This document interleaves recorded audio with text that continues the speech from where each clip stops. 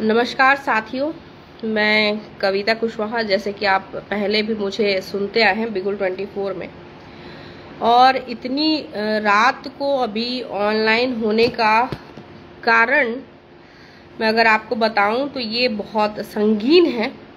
मैं अपने आप को रोक नहीं पाई कि सुबह हो और मैं इस बारे में आपसे बात करूं, इसलिए मैं अभी रात को ऑनलाइन आई हूं। और इस बात को करने के लिए मैं ऑनलाइन इसलिए भी आई हूं क्योंकि शायद ये मैं रिकॉर्ड करके अपलोड करती तो कुछ बातें ऐसी थी जो शायद छूट जाती और रिकॉर्ड में नहीं आ पाती। इसलिए मैंने सोचा कि मैं आपसे लाइव में अभी मुत्ताफिक हूँ, मतलब मैं आपके सामने अभी आऊं। तो मैं आज आपको जो बताना चाह रही हूँ वो बहुत संगीन मामला है, और ये ऐसी खबर है सुन के आप भी दंग रह जाएंगे, चकित रह जाएंगे, और आपको यकीन नहीं होगा कि आखिर आप सुन क्या रहे हैं। मामला हमारे छत्तीसगढ़ के ही दुर्ग से है। दुर्ग जाना माना नाम होगा, अगर आप छत्तीसगढ़ में रहते हैं तो आप लोगों के लिए ये बहुत ही जाना माना नाम होगा। दुर्ग से एक खबर निकल के सामने आई, और ये खबर सुन के हम सब जितने भी पत्रकार साथी हैं और जो लोग हैं सारे स्तन रह गए कि ऐसा कैसे हो सकता है। वैसे पूरे भारत में तो ऐसा मामला होता ही आ रहा है, लेकिन छत्तीसगढ़ से एक मामला सामने आया है। मैं आपको बता दूं कि 6 साल की एक बच्ची का रेप हुआ है। आप सही सुन रहे हैं। हमने अभी नवरात्रि मनाई है और नवरात्रि में हमने कन्या भोज कराया है।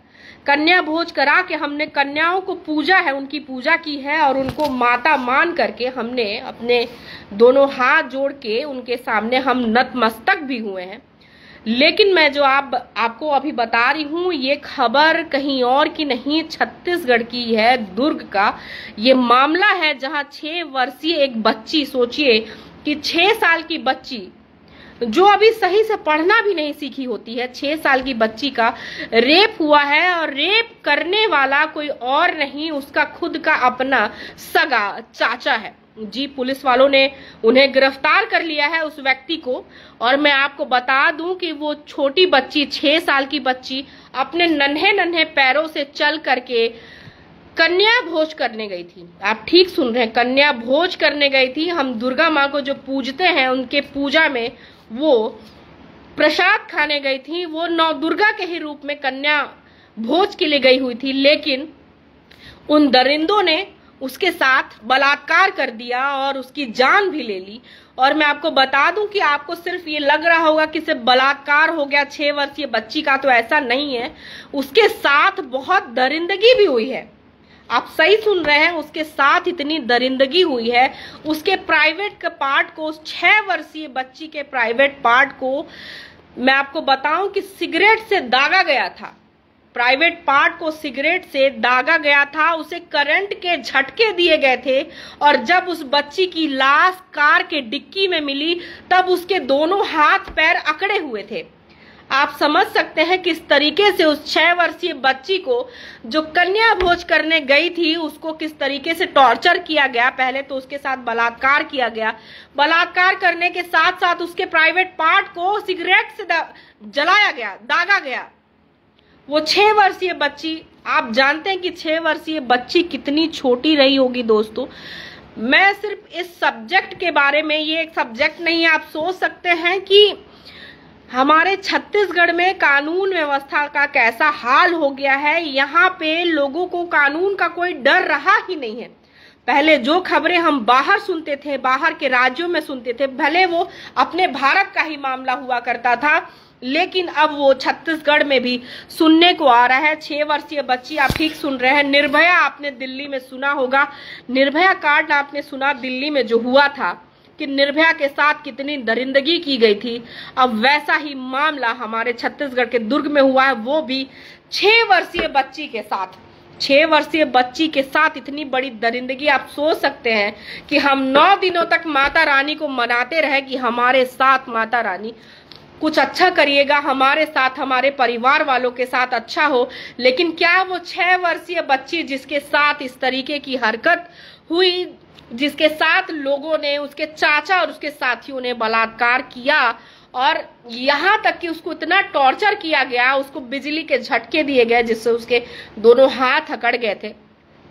अब उसकी लाश गाड़ी के डिक्की में मिली, और जिस गाड़ी की डिक्की में उसकी लाश मिली है, मैं वो बता दूं कि जहां वो कन्या भोज करने गई थी उसके घर के बाहर खड़ी हुई गाड़ी की डिक्की में उस बच्ची की लाश बरामद की गई है। ये ऐसा कहना दुर्ग पुलिस का कहना है, ऐसा जो मैं आपको बता रही हूँ।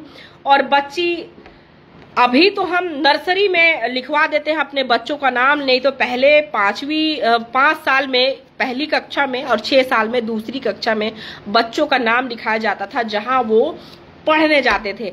लेकिन आप सोचिए कि 6 साल की बच्ची के साथ अब छत्तीसगढ़ में इस तरीके की दरिंदगी की गई है, सामने आई है। हमने बहुत यहाँ पे अभी हो हल्ला मचाया कि किस तरीके से एक ड्रम में अपनी एक पत्नी ने अपने पति को 15 टुकड़ों में करके उसमें पैक करवा दिया था।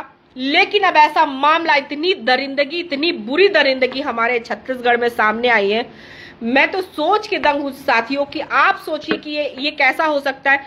इसके साथ तो सिर्फ फांसी के अलावा और कुछ नहीं होनी चाहिए। ना मैं किसी भी कार्य प्रणाली पे या किसी भी कानून पे उंगली नहीं उठा रही हूँ, लेकिन बस इतना चाह रही हूँ कि जो हमारे छत्तीसगढ़ में हुआ है 6 वर्षीय बच्ची के साथ जो मामला हुआ है वो आगे किसी बच्ची के साथ ना हो, और ना ही किसी बड़ी बच्ची के साथ भी ऐसा हो। इसलिए उस दरिंदों को तो फांसी मिलनी ही चाहिए। फास्ट ट्रैक कोर्ट में उनका मामला चलना चाहिए, उनको जल्द से 6 महीना के अंदर ही फांसी की सजा हो जानी चाहिए, तभी शायद हमारे यहाँ पे छत्तीसगढ़ में कुछ हो पाएगा।